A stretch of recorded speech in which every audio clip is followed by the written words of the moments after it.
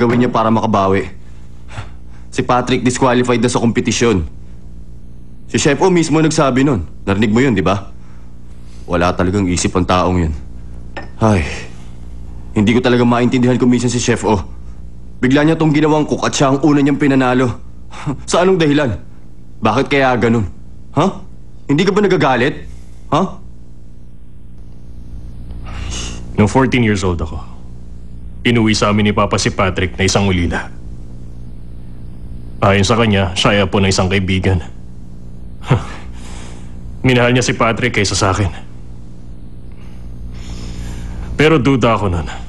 Hanggang ngayon pa rin naman eh. Hindi ko talaga maintindihan ang kanyang intensyon kung bakit. Maganda tong nangyayari. Robert, palayasin mo siya dahil meron ka namang dahilan. Robert, ano ka ba? Sinira niya ang reputasyon ng Munamjung at disiplina lang yun sa ginawa niyang kabaliwan. Ha? Wala siyang respeto sa'yo at hindi tama yun. Ano ka ba? Ha? Ano masasabi mo? Masarap ang luto nila. Dito po.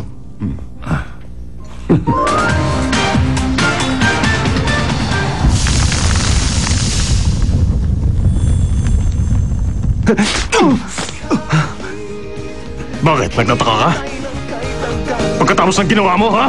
Kasi gusto ko sanang ma-interview si Chef Lee. Gagawa kasi ako ng isang article tungkol sa kanya at sa estilo ng kanyang pagluluto. Ma'am? Magandang umaga.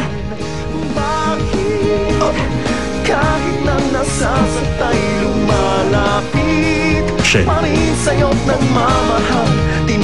Magpakasal na tayo. Shelly, Mahalin mo lang ako. Ayoko munang pag-usapan yan ngayon, Robert.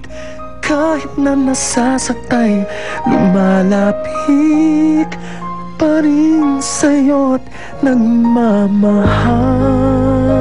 Una at mabilis, kaya